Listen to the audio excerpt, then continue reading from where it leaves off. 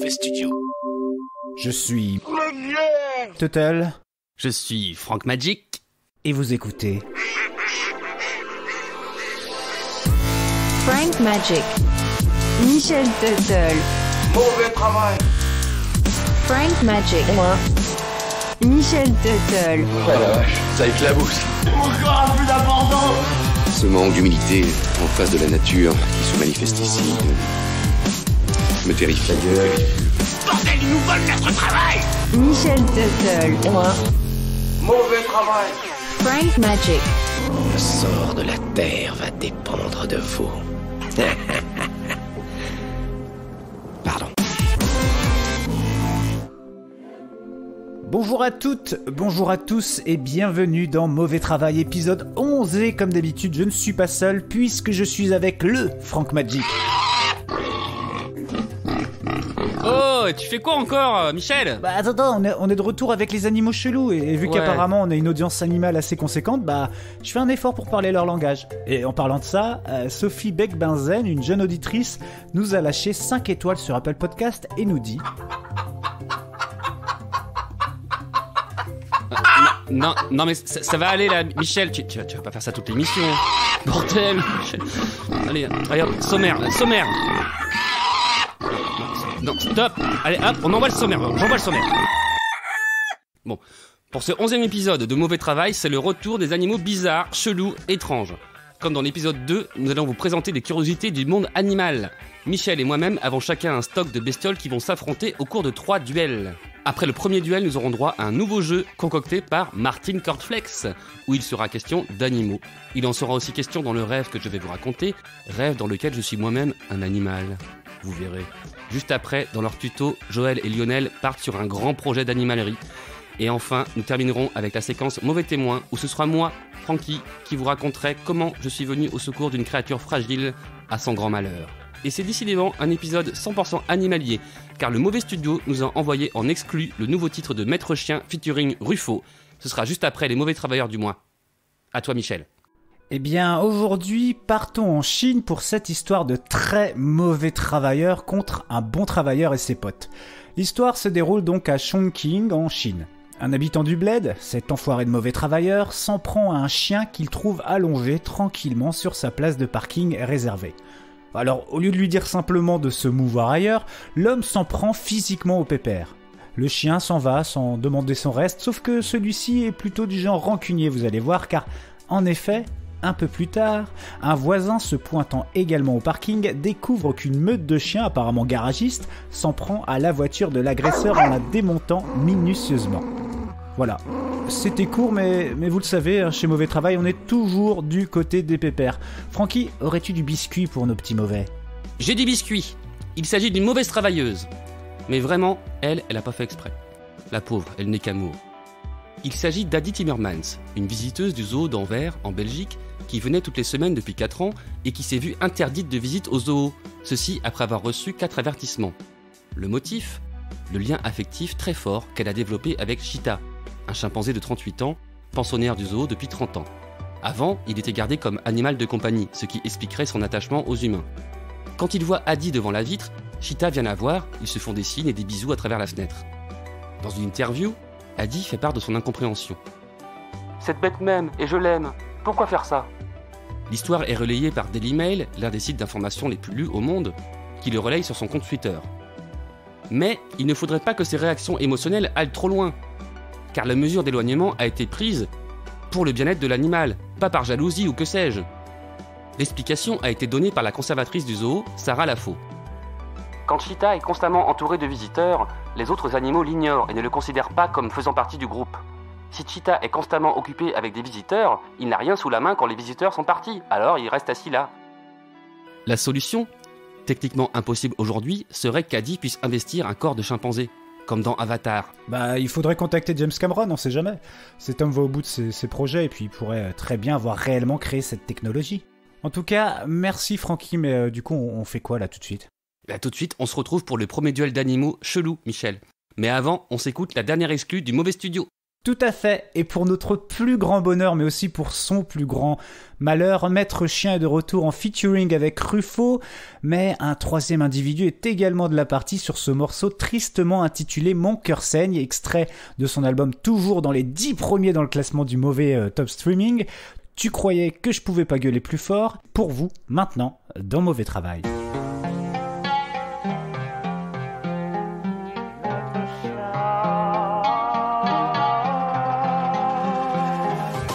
Ce matin-là, il faisait beau, oh, rayon de soleil dans le salon, oh, oh, oh. Sur la table, il y avait un mot qui disait... Et c'était signé Ruffo. Il a pris le premier métro sans regarder dans le rétro. L'autre bâtard s'appellerait Gétro.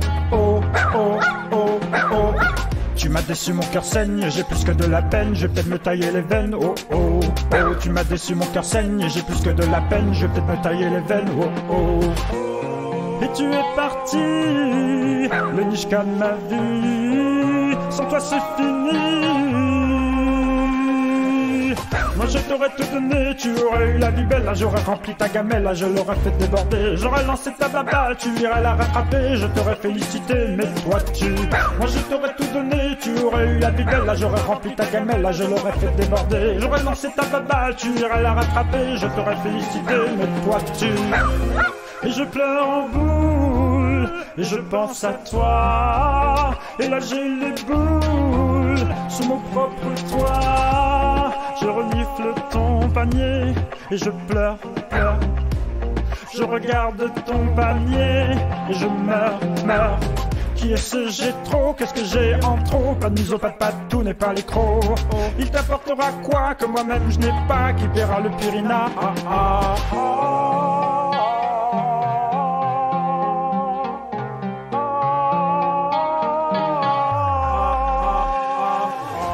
Je t'aurais tout donné, tu aurais eu la vie belle, là j'aurais rempli ta gamelle, là je l'aurais fait déborder. J'aurais lancé ta baballe, tu irais la rattraper, je t'aurais félicité, mais toi tu... Moi je t'aurais tout donné, tu aurais eu la vie belle, là j'aurais rempli ta gamelle, là je l'aurais fait déborder. J'aurais lancé ta baballe, tu irais la rattraper, je t'aurais félicité, mais toi tu... Mais toi tu... Mais toi tu... Mais toi tu... Ruffo revient. On est escassé, on est là, mauvais studio. Maman, je t'aime.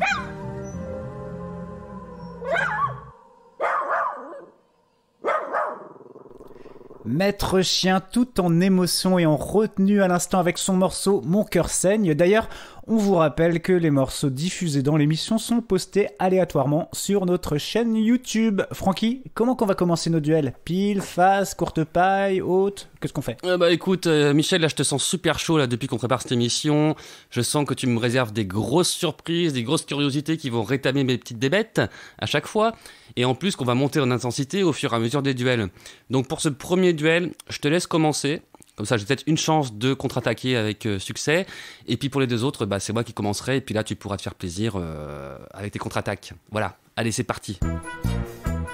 Des animaux! Chelou. Mais également des animaux! Bizarre. Des animaux! Étrange. Des animaux totalement! Déconcertant. Et encore des animaux! Extravagant. Bizarroïde. Inclassable. Déroutant. Saugrenu. Cocasse. Retrouvez tous ces animaux dans Mauvais Travail! Non dans des tardigrades. Ok.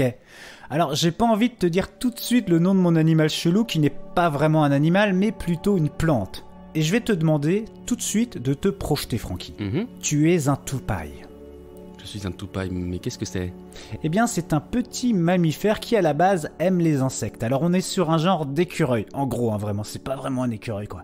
Et là, eh bien, tu vois une plante qui a la forme de WC qui peuvent mesurer jusqu'à 25 cm de haut pour 10 cm de large. D'ailleurs, elle a même un couvercle. Allez, je te lâche le nom de la plante, la Népenthès, appelée plus vulgairement plante toilette. Donc, tu viens chaque jour à l'urne pour lécher la sécrétion blanche, sucrée et musquée qui se forme sur la face interne du couvercle. Alors que tu te délectes de cet aliment sucré, bien positionné au-dessus de la cuvette, eh bien, tu y fais également tes déjections. D'ailleurs, tu as également des potes osieux qui y passent pour manger et poster également leur fiente. Les excréments de ces animaux sont riches en minéraux et en azote alors que le sol sur lequel pousse notre plante toilette en manque cruellement. La plante aime donc les crottes d'animaux, mais surtout est insectivore. En fait, heureusement pour toi que dans mon histoire tu es le toupaille, et pas un insecte, parce que ces petites bestioles kiffent aussi la petite sécrétion sucrée. Ils viennent la bouffer et se prennent dans le liquide qui glisse directement dans la cuvette. Et hop, la népenthes ferme le couvercle et digère au calme tout ce joli petit monde.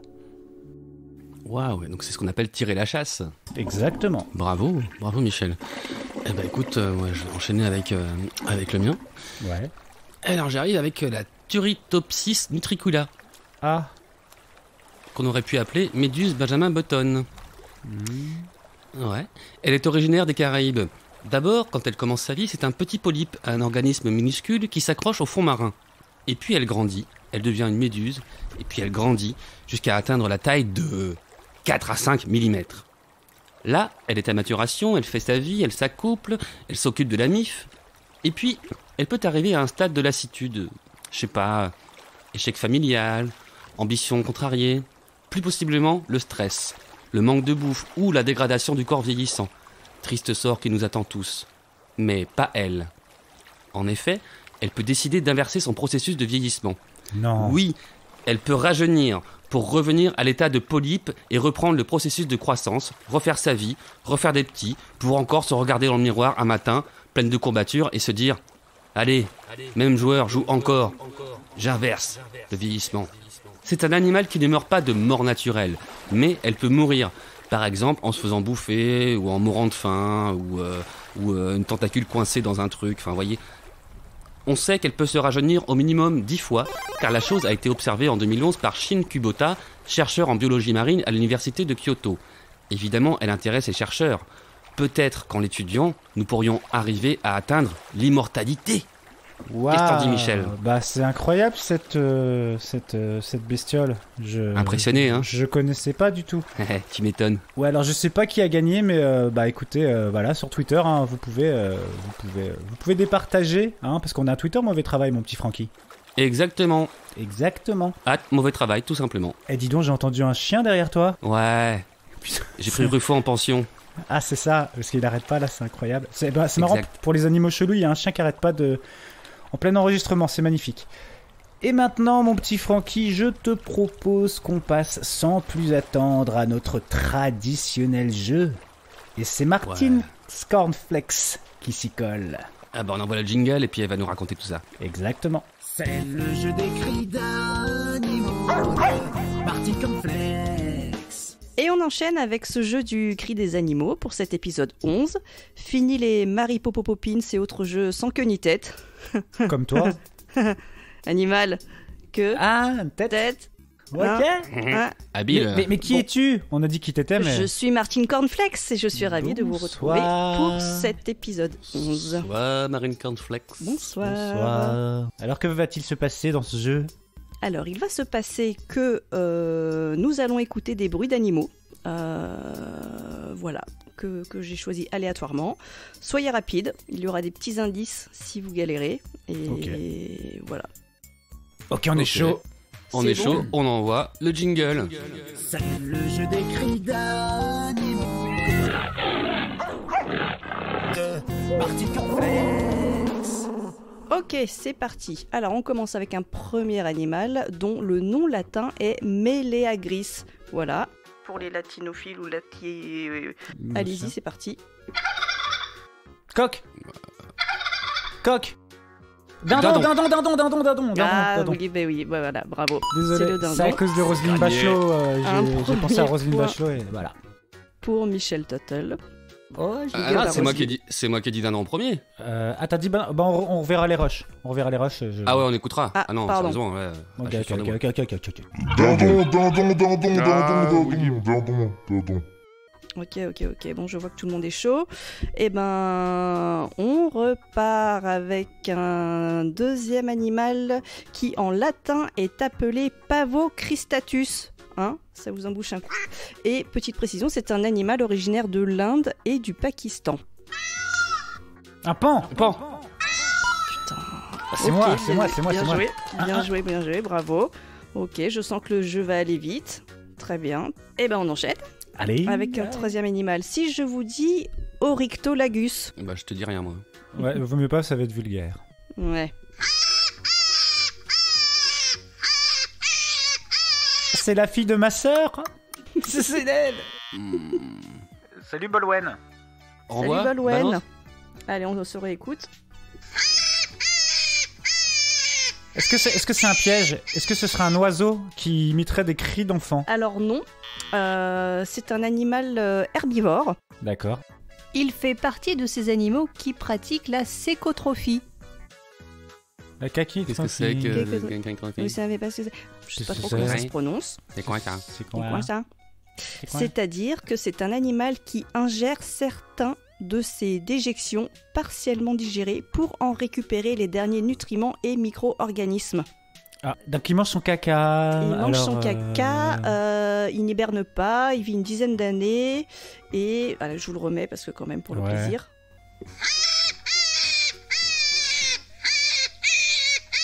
Donc t'as dit qu'il venait d'Inde, c'est un jeu... non, c'était le pan avant. Non, c'est un animal, c'est un animal de la ferme. C'est un animal de la ferme, donc dindon on a fait... oh là là là là là là là là, un animal de la ferme. Ça me dit rien. T'as dit Comment tu dis? Ça a des oreilles. Un lapin. Il a des oreilles. Un lapin bizarre. C'est un lapin, tout à fait. C'est vrai. Ah, mais je connaissais pas le lapin. Mais qu'est-ce qui arrive à ce lapin dans cet extrait audio? J'ai déjà rencontré des lapins, ils m'ont jamais parlé comme ça. Hein. Eh ben c'est un lapin qui chante et qui joue de la guitare en même temps, mais on n'entend pas la guitare. Tu peux redire son nom latin? Oryctolagus. D'accord, ok. Je croyais que c'était plus Cuny les lapins. C'était pas ça? Non, c'est vrai? Non. Ah, ok. Je croyais que le nom latin c'était Cuny, truc. Bon, bref. Coucou, je suis la monteuse de Mauvais Travail. Je ne suis pas payée mais c'est pas le sujet. J'interromps l'émission, afin de préciser que Michel ne divague pas graveleusement. Ne le jugez pas trop vite. En effet, ce que cet imbécile voulait dire, c'est que le terme conin ou conil désigne le lapin dans les textes en ancien français. Il dérive du latin cuniculus, mot d'origine ibérique. Bah, qu'est-ce que tu fais, chérie? Je rattrape tes conneries. Chérie, l'émission peut reprendre son cours normal. Bisous. Maman, je passe dans Mauvais Travail. J'espère que tu es impressionné. Big up à Siri et Alexa, mes potes sûrs. Ok. Non, je peux te dire que c'est un genre de lagomorphe de la famille des Léporidés. Bah si t'avais dit lagomorphe, là j'aurais capté direct que c'était un lapin. Normal. Si. Mytho. Ok, bon, on peut enchaîner alors, si c'est comme... Si c'est dans cette ambiance...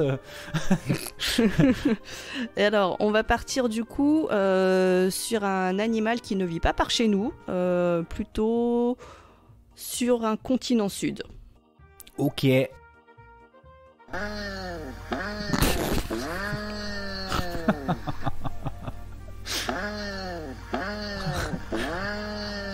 Putain, qu'est-ce que c'est ça? Est-ce que ce serait un singe avec un nez bizarre? Non, genre un nazique. C'est pas un mammifère, c'est ce qu'on appelle un oiseau terrestre. Ah, un genre de un pingouin, un truc comme ça. Je vais dire une énorme bêtise parce qu'on va me dire. Tu veux dire un oiseau qui vole pas, c'est ça? Un oiseau terrestre. Une autruche? Oui. Oh, joli Francky. Pas sûr de moi, j'avoue. Bravo Francky. J'adore déjà ce jeu, hein, je vous le dis. Alors on enchaîne avec un mammifère ruminant herbivore du continent africain. Et je peux vous le dire, c'est mon animal préféré. Ok. C'est quoi?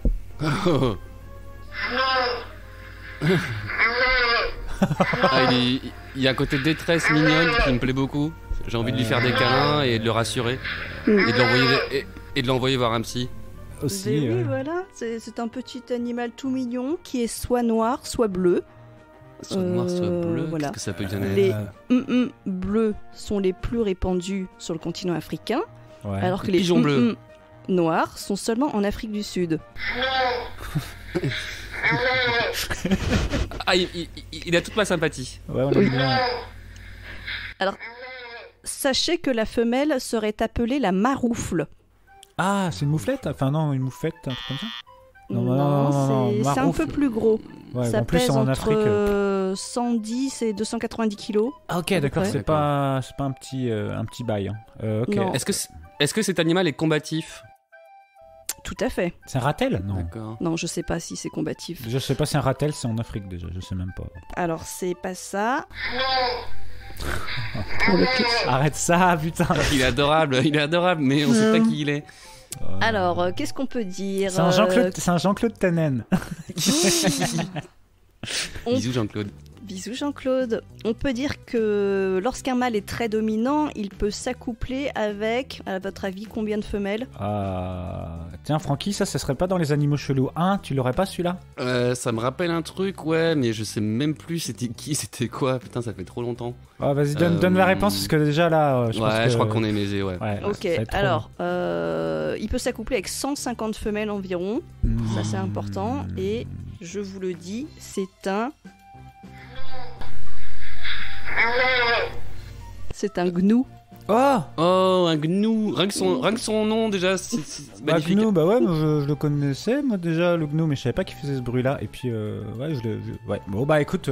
On en est où des scores là? Oh, je sais pas. Ça on refera après parce qu'à mon avis sinon on va galérer. À chaque fois on oublie de compter, même après on dit qu'on va le faire et on le fait jamais. D'accord. Ok. Alors, on reste un petit peu dans le même coin. Coin. C'est un indice, coin ou quoi? Un canard. Allez, hop là. Allez, c'est parti. Ça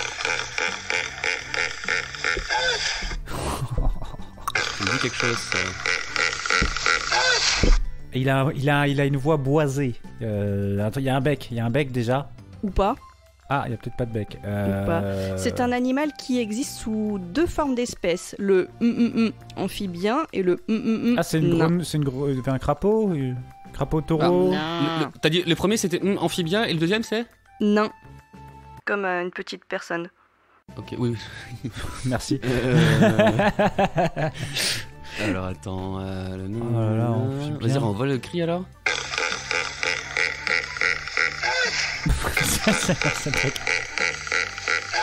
C'est le truc de la fin qui m'étonne en fait. Alors il faut savoir que c'est un animal herbivore, mais qui est considéré comme l'un des plus dangereux sur le continent africain. Il est très défensif, c'est ça? Très offensif. Ouais, peut-être plus offensif, ouais. Allez, il est court sur pattes. Il a des dents carrées. C'est moi. Amphibien, ça vit où, amphibien? Ah putain, attends. C'est pas une tortue? Si, tortue? Ouais, il a des dents. Il a des dents. Bah, la tortue à dents. La tortue à dents du Galapagos africain. Exactement. Allez, dernier indice. Ouais. Pour un herbivore, il mange environ 40 kg d'herbe par nuit. Par nuit? Et il mange que la nuit, c'est ça? C'est un indice, ça aussi? Ouais. C'est un noctambule. Non, bah là, je crois qu'il faut que tu donnes la réponse, hein, parce que... Ouais, je suis perdu aussi. C'est aussi une marque d'un restaurant de viande. Ah, hippopotamus, c'est un hippopotame. Ok. Bien joué, bravo. Effectivement, il est très dangereux. J'aimerais vraiment pas me retrouver face à un hippopotame. Et oui, car l'hippopotame court très très vite. Oui, moi j'en ai croisé un jour. Sérieusement, qu'est-ce qui s'est passé? Bah Hop, garde-le pour mauvais témoin, ça. Bon, alors j'enchaîne. Toujours, encore un mammifère que l'on retrouve sur le continent africain, mais aussi en Asie centrale. Il fait quelque chose de particulier à ce moment-là. Oh là là. On dirait que c'est un animal, qu'il est tout en souffrance. Pourquoi?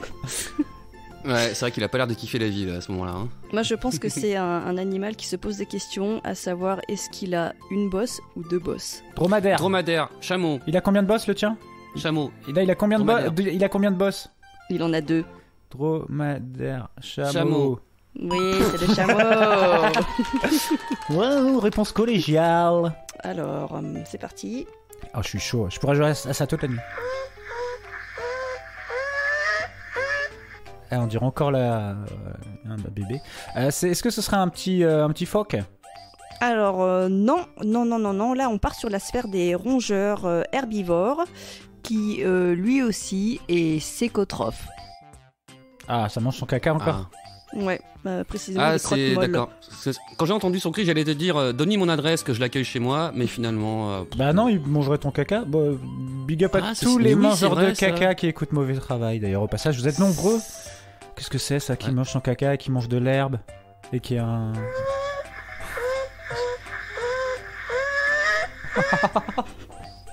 C'est un bâtisseur. Un castor. Oui. Allez. Bravo Michel. Et ouais, Bravo, ouais, Michel. ouais. Bravo Michel. Alors on va partir maintenant du côté des cétacés. Ah, ça, je suis chaud. C'est parti, on y va. Dauphin. Beluga. Rorqual commun. Il faut choisir. Otari, moi j'aurais dit beluga, peut-être il fait ça. C'est effectivement le beluga. Mais je ne connais même pas cet animal. J'ai hâte de découvrir. Alors le beluga, il faut savoir qu'il est également appelé baleine blanche, dauphin blanc et marsouin blanc. D'accord. On le surnomme le canari des mers, car il est capable de faire un grand nombre de sons, comme des sifflements, des claquements, des tintements et autres couics. Exact. Merci, j'irai faire mes propres recherches. Alors, attention, on en est à l'avant-dernier animal. Ah. C'est parti, on part sur un animal qui vit dans les forêts tempérées d'Europe, d'Afrique du Nord et d'Asie occidentale et centrale.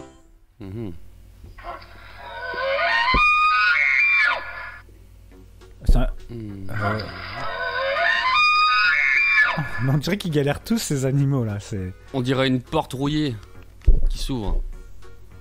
Une vieille grange. C'est une porte rouillée qui s'ouvre d'une vieille grange en fait.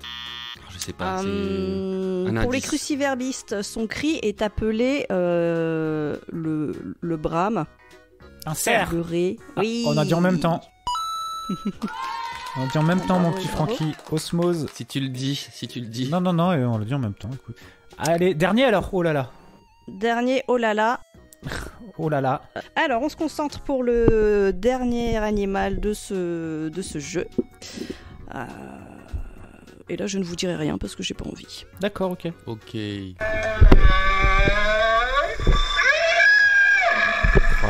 aïe aïe. Mais il C'est ressemble moi à... quand je jouis. C'est pas une tortue justement, une tortue qui jouit. J'ai déjà entendu ce genre de son dans la chambre de Ah, c'est Francky. Francky. Alors, sachez que cet animal a le même nom qu'un groupe de punk rock originaire de Finlande. Que ça a le Ça me même parle nom pas. qu'une langue parlée au Togo. Ok. Que ça a le même nom qu'un robot qui a été conçu dans les années 90 par des ingénieurs russes pour l'étude de l'exploration de Mars. Ah, Le Ça, c'est un Spoutnik ou indice. je sais pas quoi. un Spoutnik. C'est Un un bébé Spoutnik. On va le réécouter.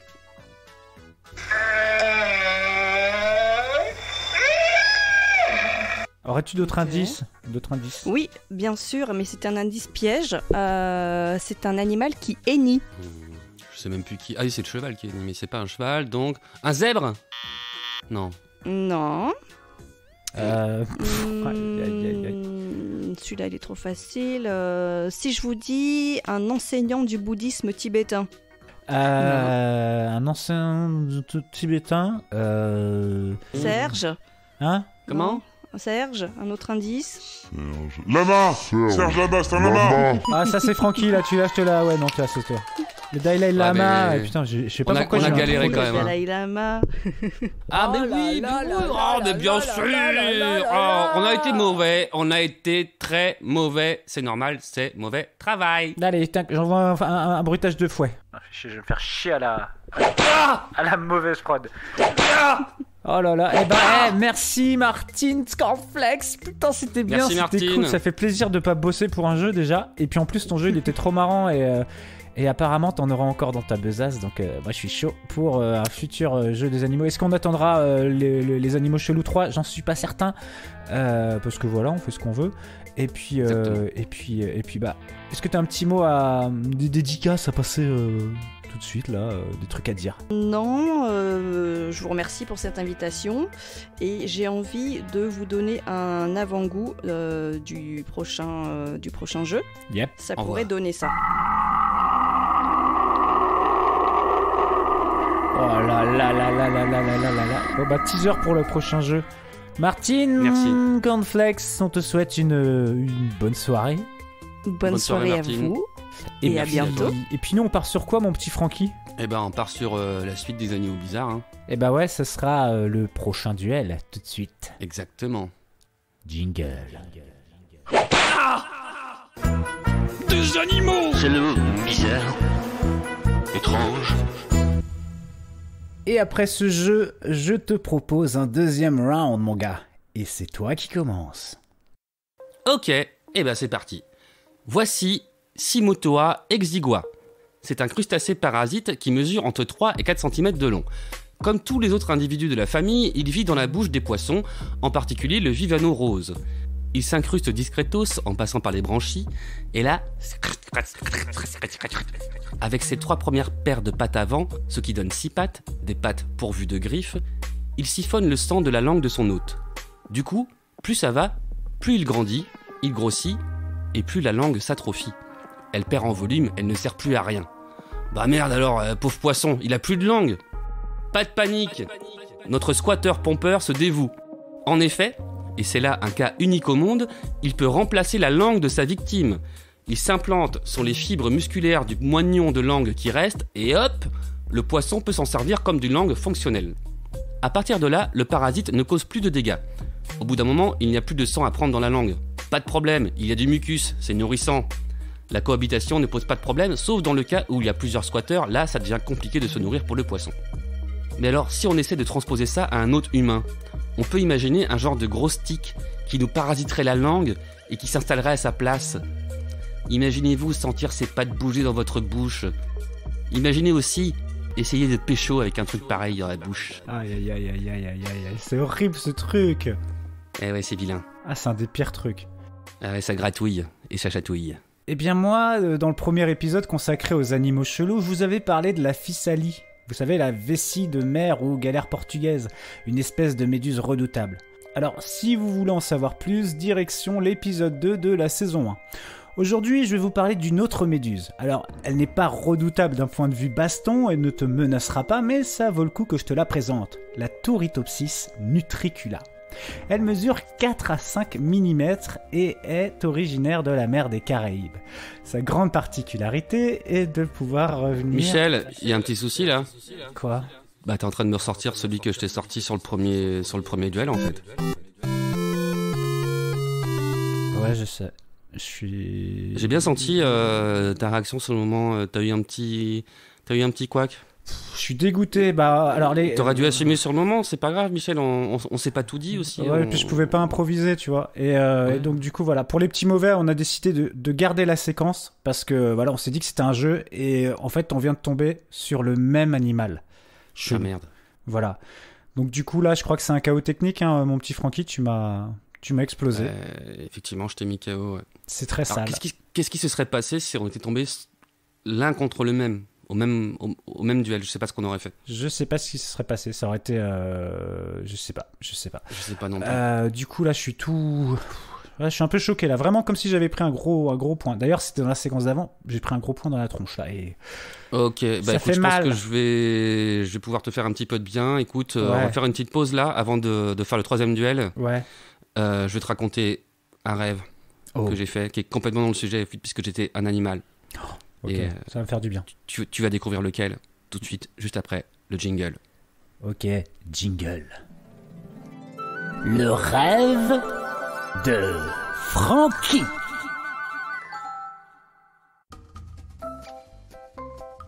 C'est un rêve qui commence sur une humeur joyeuse. En effet, j'ai la queue qui frétille, ma petite queue ronde comme un pompon. J'entends la pluie de croquettes qui tombe dans ma gamelle et cette voix familière qui m'appelle. Ruffo, viens, j'ai mon ticket de croc. Vous l'avez compris, dans ce rêve, je suis Ruffo, le niche-cassure de Maître Chien. Vous m'avez entendu chanter avec lui sur Pourquoi t'es comme ça et mon cœur saigne. Ruffo, viens miam les bonnes crocs, les bonnes cats. Je quitte mon panier, je débarque dans la cuisine en dansant sur 2 pattes, avec mouliné des pattes avant. Bravo mon Rufo. Mais pourquoi tu veux jamais le faire devant mes potes? Je n'ai que faire de ces états d'âme. Moi, je m'envoie des croquinonos au foie de canard. C'est bon. Oui. J'adore. C'est bon. Foie de canard. Par la fenêtre de la cuisine, je sens une odeur que je connais bien. C'est l'empreinte urinaire de Jétro. Jétro, le chien dont il est question dans la chanson Mon cœur saigne. J'ai compris plus tard que ce rêve, c'était le préquel de cette chanson de rupture entre Rufo et Maître Chien. Je saute par la fenêtre, j'atterris dans le jardin. Où vas-tu, Rufo? Reviens! J'ai annulé ma tournée pour passer du temps avec toi. Je n'ai que faire de ces états d'âme. Moi, je dois retrouver ce bâtard de Jétro. Un enfant de chienne de sa race. Au milieu du jardin, il y a cette babale bien molle et en même temps très résistante. Ah, la belle babale bien molle et très résistante. Je me précipite vers la balle. Et je suis arrêté dans ma course par un fumet savoureux. Mais il y a un bon gros cassoulet dans le coin. Je me retourne, je suis l'odeur du cassoulet qui m'appelle. Je vais commencer par quoi? Le lard ou la saucisse? L'odeur me mène jusqu'à l'allée devant la maison. Il y a la voiture de mon maître qui est garée là, la porte avant qui est ouverte et... Mais c'est de là que ça vient, c'est dans la voiture le cassoulet! J'ai les crocs, bordel! Je saute dans la voiture, rien à l'avant, je check à l'arrière, rien non plus. Il est où le cassoulet? Il est où? Bordel! C'est cet enfoiré de Jétro, il m'a piégé. Je suis enfermé dans la bagnole. C'est l'angoisse, il fait chaud et j'aime pas l'odeur des sièges. En plus, y a même pas de cassoulet. C'est hyper cruel comme piège. Mais merde, mais ça sent le cassoulet quand même. Couillon, check le rétro intérieur. Je lève la tête et qu'est-ce que je vois? Un sapin qui pend là, un arbre magique désodorisant pour voiture, parfum cassoulet au confit de canard. Au confit de canard. Jétro a vraiment bien foutu son plan, je suis un dingue de canard. D'ailleurs je le vois plus, il est où? Où il est ce chien? Couillon, me revoilà. Debout sur le capot, sur ses 2 pattes arrière, Jétro tient, avec une patte avant, un seau. Et avec l'autre patte, la babale. La babale dont il était question tout à l'heure lorsque je courais vers elle pour la choper, pour la déchiqueter. Même si je sais que c'est impossible car c'est une babale indestructible. Mais j'aime bien persévérer. Bref, Jétro pose le seau sur le capot et qu'est-ce qu'il y a dedans? De la lave en fusion. Contemple la truffe du bourreau de ton cœur. Jétro, déconne pas, fais pas de mal à la babale. Ça te fout les boules, hein? T'as les glougloutes? Bah ouais, j'ai les glougloutes. Alors vas-y, arrête ça, arrête de menacer la babale. T'as raison, passons à l'action. Et là, qu'est-ce qu'il fait? Lentement mais sûrement, il plonge la babale dans le seau plein de lave en fusion. La babale fond lentement sous mes yeux. C'est une scène d'une tristesse infinie. Babale. La mort. Babale, la mort. Voilà, ça t'apprendra à t'attacher à un objet. Plus jamais cet amour. Plus jamais croquer. Plus jamais persévérer. Voilà, ça t'apprendra à t'acharner sur une babale qui sert à rien. Bon allez, tu me fatigues, je me casse. Je suis triste et sombre dans ma tête, pendant quelques secondes. Ensuite, ne pas oublier que je suis un caniche. Je suis vénère, méga vénère, Uber en colère. Je suis très très fâché. D'ailleurs, de caniche blanc immaculé, je passe à toutou punkachien au poil rouge. Je me fâche tout rouge. Enfermé dans cette bagnole, frustré comme un gros pipi retenu, une seule chose à faire, déchiqueter des trucs. D'abord, j'attaque le foutu sapin au cassoulet, que je fais plus que déchiqueter d'ailleurs. Je le bouffe. En petits morceaux, ça passe facile. Ensuite, je m'en prends au repose-tête, évidemment, aux accoudoirs, grand classique, au volant, tout simplement, etc., etc. Déchiquetage. Plastique bien dur. Rembourrage en coton. Cuir. Ça fait un bien fou. Après toutes ces émotions, je m'enivre de rage colérique et destructrice. Je donne tout ce que j'ai. Je m'épuise. C'est fatigant. Je m'endors, la tête dans la boîte à gants, en mordillant le permis de conduire de mon même maître. Ruffo! D'ailleurs, c'est lui qui me réveille. Ruffo! Mais c'est quoi ce bordel que t'as foutu? T'es un ishka grave pas sûr. Mon permis de conduire? Bah, il sert plus à rien. T'as ruiné ma bagnole, enfoiré. Je suis on ne peut plus vénère, mon Ruffo. Il explose la vitre avec son bras et il m'attrape par la queue. Je ne suis plus tout rouge, je suis plutôt tout rose. J'ai plus de poils. Et tout d'un coup, je suis tout rôti. T'as l'air grave bon, mon Ruffo. Attends, je vais chercher de la bonne sauce moutarde et miel. C'est mon péché mignon. Je me réveille, tellement rassuré, vu que quand je me réveille, je sais que les méchants sont restés coincés dans mon rêve et qu'ils m'ont vu disparaître sous leurs yeux. Mais merde, mais j'ai la queue qui frétille encore là. C'est pas vrai. Je suis dans un panier à chien. Oh, je suis encore un chien. J'ai fait un rêve de chien. Je comprends que ce rêve était une leçon pour Ruffo. Ne pas s'attacher au point de devenir obsessionnel et dépendant. Ça parlait de la baballe. C'était très focalisé sur la baballe. Et finalement, à quel moment ça a été le plus violent et déchirant? Certes, la mort de la baballe a été un moment horrible. Mais le sommet de l'horreur fut la confrontation finale avec Maître Chien. Je décide alors de faire ce que Ruffo n'a jamais réussi à faire. Larguer son maître pour un chien. Ah ouais, je vais retrouver mon pote Jetro. Bah ouais, c'est la meilleure chose à faire. Mon carliche sûr. Ouais, j'ai pas précisé, Jetro, il est mi-caniche, mi-carlin. En anglais, on dit French Puggle. Et surtout, en vrai, on n'est pas fâché. C'était juste un mauvais rêve pour me détourner de ma relation avec Maître Chien et pour me rendre compte qu'avec Jetro, j'ai jamais trop d'amour. Je me sens comme le mec dans Code Quantum. J'ai intégré le corps de Ruffo pour régler ses problèmes sentimentaux. Mon rêve d'humain touche à sa fin. Le générique arrive. Dernière séquence. Ruffo et Jetro dansent le disco en boîte de nuit, au milieu d'une farandole de toutous. Bleu, vert, rouge à pois jaunes, rose rayé blanc. Des caniches, des carlins et des carliches. Très très beau spectacle. J'aimerais bien avoir la cassette. Tout le monde danse. Les carlins font une pyramide avec les caniches. Et les carliches grimpent sur la pyramide.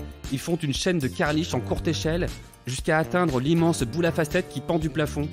Ils font tomber la boule et là, tout le monde se jette dessus en grognant et en répétant « Boule à facettes ! Boule à facettes ! Boule à facettes ! Boule à facettes !» Oh bravo. Le rêve de Francky. Eh bien, mon petit Francky, ça fait... Waouh, il s'en passe des trucs dans ton petit cerveau malade, hein. Ouais, je suis désolé. Allez, bah écoute, c'est l'heure du 3e et dernier duel. J'espère que je vais mieux m'en sortir que le précédent parce que je l'ai encore un peu là. Hein. Je suis désolé aussi, Michel, une seconde fois. Des animaux! C'est le mot bizarre, étrange. Je vais continuer avec Ronron, le chat de Tata Tuttle. Oula, qu'est-ce que c'est quoi ça? Bah, en fait, Ronron, c'est un bon gros chat qui fait rien. En fait, il reste sur son fauteuil toute la journée. Il bâille, il se lèche, il va bouffer, et des fois, il va à la litière s'il a pas trop la flemme. C'est vraiment... Non, mais on connaît déjà, en fait, il s'appelle Garfield. Non. Écoute, je te raconte. En fait, il est vraiment ennuyeux. Alors, je l'ai vu, vraiment. Un jour, il a gobé une mouche. Enfin, il m'a dit qu'il avait gobé une mouche. Du coup, bah, c'est pas avéré, mais on peut vraiment parler de comportement chelou pour un animal qui peut rester longtemps, mais alors vraiment longtemps sur son fauteuil. Qui est un peu de la même couleur que Ronron. Du coup, il y a une fois, il y a Tonton Tuttle qui s'est assis dessus. Mais bon, ça a pas tué Ronron, du coup. D'accord. Ouais. Donc, bah écoute, je t'ai un petit peu baladé, là. Hein? Ouais, je vois ça, ouais. Hein? Tu m'as vendu du rêve, en fait. Ouais. Je pensais que t'avais des trucs de ouf pour cette émission. Bah écoute, je vais arrêter de te balader, parce que, je sais pas si je te l'ai dit, mais Tata Tuttle, elle vit en Amazonie. Et si tu décales les grosses fesses de Ronron, tu verras que la fenêtre derrière donne sur une rivière. Ça te dit de venir te baigner, Francky? Pas sûr. Ouais. J'aurais peur de tomber sur un anaconda. Eh bah t'as raison de pas être trop chaud, mon pote, parce que je vais te raconter une histoire pas très sympa. D'ailleurs, pour les auditeurs un peu sensibles, vous pouvez avancer de 50 secondes. En octobre 1997, alors qu'un jeune Amazonien a la bonne idée d'aller uriner dans une rivière, un petit poisson de plus de 13 cm, appelé le candiru, s'introduit dans son pénis. Oui, Francky, t'as bien entendu. Alors la suite est très douloureuse car notre jeune ami essaie d'extraire le poisson, mais celui-ci étant trop glissant, il se loupe et la bestiole se ferait un passage dans l'urètre. Bon, j'arrête là car rien qu'en penser c'est hyper douloureux. Le gars s'en est sorti, on a pu retirer l'intrus, tout ça, et comme je suis sympa, je vais vous passer les détails de l'opération extraction poiscaille. Alors rassurez-vous, à part si vous décidez d'aller faire quelques brasses dans l'Amazone ou autre Rio Negro, vous ne rencontrerez pas ce gentil petit poisson attiré par l'urine. Et pour terminer et remettre l'église au milieu du village, sachez quand même qu'il s'agit du seul cas répertorié, donc ne paniquez pas les amis, ne paniquez pas, ça va pas forcément vous arriver. Alors Francky, t'en penses quoi? Eh ben, qui m'a dissuadé de tout projet de voyage. Ah. Voilà, Malgré ton, je vais pas prendre de risques. Malgré ton pass sanitaire. Ouais, parce que je tiens à ma tub. C'est vrai, je comprends bien. Bah ouais. Allez Francky, je crois que c'est à toi. C'est à moi. Alors les petits mauvais, le spécimen que je vais vous présenter maintenant s'appelle Pseudocerastes urarachnoide. On le trouve à l'ouest de l'Iran, dans les monts Zagros. Pour vous en parler, je vais me mettre dans la peau d'un oiseau. Voilà, donc je suis un oiseau, je survole la montagne. Quel paysage magnifique, fait de roches et de sable. Mais j'ai faim, bordel. Il faut que je me chope une bestiole bien protéinée. Oh, mais je vois un truc qui gigote sur un rocher là-bas. Je m'approche. Ah, cool, une araignée. Ah, allez, elle est pour moi celle-là. J'attaque en piqué. Et là, je la chope et... Aïe, je me fais bouffer par un serpent. Ça va? Ah non, je suis mort là. Ah. Bon, donc ça va c'est pas. maintenant ma voix d'oiseau post-mortem qui va te parler maintenant. Ah, ok. Que s'est-il passé? Qui m'a bouffé? S'agit-il d'un cas de collaboration interespèces? L'araignée sert d'appât et le serpent bouffe les oiseaux? Mais où l'araignée trouve-t-elle son intérêt dans ce deal? Nulle part, parce qu'il n'y a pas de deal. Et il n'y a pas d'araignée. Il y a quoi alors? Il y a une vipère, avec un bon camouflage couleur roche, et puis surtout, au bout de sa queue, un genre de bulbe, avec des épines qui s'étendent et qui peuvent bouger, ce qui ressemble, à s'y méprendre, à une araignée. Et ouais, on appelle ça un leurre caudal. Chez d'autres espèces, le leurre caudal existe aussi. Ça va être des couleurs pétantes qui attirent l'œil. Mais on n'a jamais rien vu de si élaboré et mimétique que ce que peut faire la vipère à queue d'araignée. La vipère à queue d'araignée. Oh là là. Impressionnant. Ça, c'est incroyable, ça. Bah ça, ouais. En fait, c'est ça, c'est les trucs les plus surprenants de l'année. Bah, comme les toilettes, ma plante toilette. Je trouve que t'as vraiment un truc de... Ça et les animaux qui se camouflent. Ouais. Ou vraiment qui arrivent à prendre des formes incroyables. Moi, mon rêve, ce serait de pouvoir faire un peu la même chose au niveau humain. Ce serait prendre l'enveloppe corporelle de Gérard Depardieu ou d'Alain Delon. Et comme ça, je pourrais être imbuvable avec tout le monde, être un gros connard, et tout le monde me sucerait la pour me dire merci. C'est vrai, je pense que ça pourrait être quelque chose. C'est ce qui se passe pour Alain Delon et Gérard Depardieu. C'est vrai, c'est vrai. Et puis, écoute, tout de suite, comme on avait annoncé dans le sommaire, nous allons retrouver nos amis... on peut dire que c'est nos amis maintenant ou pas? Joël et Lionel, nos deux coachs de vie. Ils nous paraissent bien sympathiques, effectivement, oui. Ah, quelle bonhomie. Nos deux coachs de vie pour se faire un max d'argent sans trop en dépenser. Et aujourd'hui, je pense que la bioéthique va prendre du plomb dans l'aile. Bonjour les amis, je suis Lionel, et à ma gauche, c'est Joël. Salut! Dans ce tutoriel, on va vous expliquer comment faire fortune en se faisant plein de nouveaux clients pour 2 francs 6 sous. Oh mais, comment s'y prendre, mon bon Lionel? Eh bien, lorsque j'étais un jeune fanfrelin, j'avais 2 passions, Jurassic Park et les toutous. Du coup, je me suis dit, imagine Jojo, tu aurais un petit raptor tout mignon, tout doux à te balader dans la street. Haha, t'en ferais des envieux, non? Oh oui, je vois, on va parler de science. Et moi, j'aime ça, la science. Mais comment ça va nous rapporter des petits sous-sous? Bah, on va créer notre animalerie et vendre nos petits dinos toutous à qui veut. Et tenez-vous bien, j'ai fait mes petites expériences. Je me suis un peu pris pour Dieu et je peux vous dire que la vie a bien trouvé son chemin. Et les petits sous-sous aussi? Dans nos poches. Oui. Allez, trêve de calembredaine, soyons sérieux. Car pour cette expérience, j'ai utilisé de l'ADN de Triton pour le côté dino, du chihuahua pour la douceur, de l'ADN de bambou parce que ça pousse vite, et puis j'ai un peu déliré car il me restait de l'ADN de Damien 16 de quand il avait craché sur son public à un concert. Le résultat devrait vous plaire. Regardez! Oh, il est si mignon. Tu sais quoi, Joël? J'en ai prévendu une dizaine il y a une dizaine de jours à de gentils clients. Ils doivent être si heureux. Allô? Allô? C'est vous les escrocs? Oui, c'est nous. Ouais, vos dinos-tritons là, sont de véritables monstres. Ils ont pris 10 mètres en 2 jours et puis ils ont bouffé notre petit chien. Non, laissez-moi. Non, arrêtez. Il veut un sucre, le gentil toutou. Rapproche, Lionel, j'ai peur. Bon, alors, on va vous laisser et on se retrouve la semaine prochaine pour un nouveau tuto pour faire des trucs lucratifs avec 3 francs 6 sous. 2 francs, Lionel. Sois pas trop généreux, on n'est pas Mère Teresa non plus. Eh bien, Joël et Lionel nous ont encore surpris. C'est encore du lourd là que je t'ai trouvé, mon petit Francky, non? Ouais, putain, bravo, tu cartonnes. Je sais pas, hein, c'est confidentiel, mais en même temps, c'est incroyable. Francky, on enchaîne là, parce que là c'est pareil, Ouais, on enchaîne avec le mauvais témoin, et d'ailleurs, une fois n'est pas coutume, eh bien, ça va pas être un invité aujourd'hui, puisque c'est moi-même qui vais raconter une histoire où j'ai rencontré un animal et où il s'est passé quelque chose entre nous. Voilà, j'ai eu une très grande importance dans sa vie et surtout dans sa mort.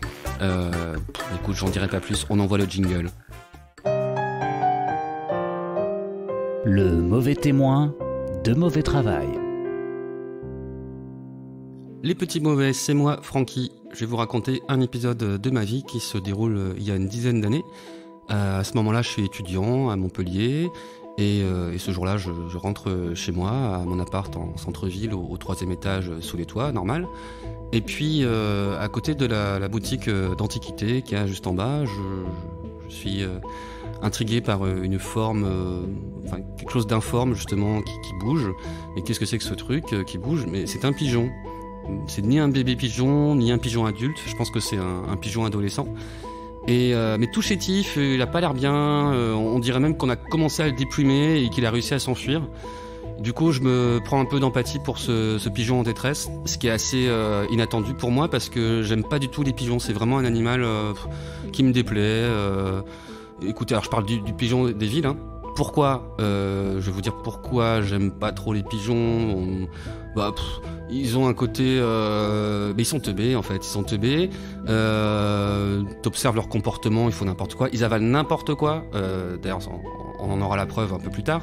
Du moment que ça se bouffe, que ça s'avale, ils avalent n'importe quoi. C'est un peu comme des bébés. C'est aussi une des raisons pour lesquelles j'aime pas trop les bébés. Et voilà. Mais bon, là, vraiment, il s'est passé un truc. Et puis, c'est vrai que... j'ai beau ne pas aimer les pigeons, c'est quand même pas moi qui vais, faire en sorte que cette espèce disparaisse ou qu'elle décède. C'est juste que j'ai pas trop envie d'avoir de rapport avec eux. Voilà, c'est faites votre vie de votre côté, moi je fais la mienne, on se croise, on s'évite et c'est tout, on en reste là, quoi. Voilà. Puis un dernier truc aussi avant de passer à l'intrigue, c'est cette manière qu'ils ont là d'avoir la tête qui bouge tout le temps dès qu'ils marchent. Je pense que ça y est pour quelque chose dans le fait qu'ils soient teubés. En fait, je suis pas sûr que tu puisses garder une pensée cohérente. Et je sais pas, même une mobilité normale en ayant toujours la tête qui va vers l'avant, vers l'arrière comme ça. Imaginez, faites le test, vous marchez, franchement tu marches 100 mètres comme ça, avec la tête qui va en avant, en arrière, en avant, en arrière, en avant, en arrière, et t'essayes en même temps de résoudre une équation, ou même un sujet de philo, enfin n'importe quoi. Bref, je recueille ce pigeon, je le monte chez moi. Alors après, je me dis, qu'est-ce que je peux faire? Qu'est-ce que je peux lui donner à bouffer? Alors là, j'aimerais bien vous dire que j'ai fait une recherche internet et que j'ai trouvé comment on pouvait nourrir un pigeon. C'est ce que je pensais en fait dans mon souvenir. Mais pour préparer ce témoignage, je suis allé regarder les recommandations et je me suis rendu compte en fait qu'il était très fortement déconseillé de leur donner du pain. Voilà, parce que ça peut gonfler, etc. Or, qu'est-ce que j'ai fait? Je lui ai donné du pain, des petits morceaux de pain. Voilà, je sais pas pourquoi, trempés dans l'eau. Hein. Et donc petits morceaux de pain trempés dans l'eau que je lui mets dans le bec, tu vois, le bec ouvert et tout, parce que je me dis il va crever le pauvre. Alors d'abord j'ai donné de l'eau, hein. Mais après petit bout de pain, il avale et tout. Je dis c'est bon, ça va, putain, il y a de l'espoir et tout. Là, je suis en train de sauver un animal. c'est gratifiant aussi pour moi, hein, j'avoue.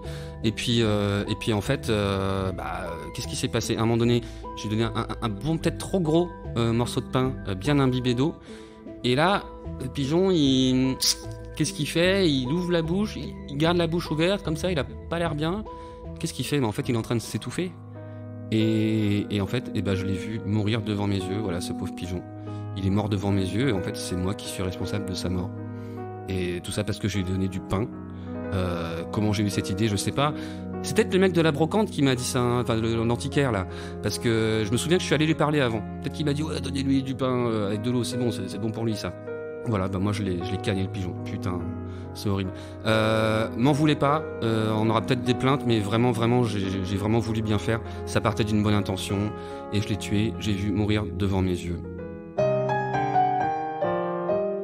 Le mauvais témoin de mauvais travail. Eh bien, Francky, quelle histoire émouvante, c'est triste. Hein, je sens que tu l'as mal vécu. Bon, écoute, Francky, là, j'ai pas envie d'en parler encore plus, donc on enchaîne. Là, c'est la fin de l'épisode, donc on enchaîne. Conclusion. T'aurais pu lui faire un bouche à bec, sérieusement. J'y ai pensé. Ouais. C'était trop tard. Conclusion, trop tard. Ouais. Eh bien, comme toute bonne chose a une fin, nous allons éteindre les lumières du mauvais studio et vous dire au revoir, les petits mauvais. Francky, conclusion. Avec de la bonne humeur, s'il te plaît. Conclusion, si vous voulez sauver la vie d'un être quel qu'il soit, faites attention au volume de nourriture que vous lui mettez dans le gosier, histoire de pas l'étouffer. Bonne nuit les petits mauvais. Bonne nuit les petits mauvais. Mauvais studio.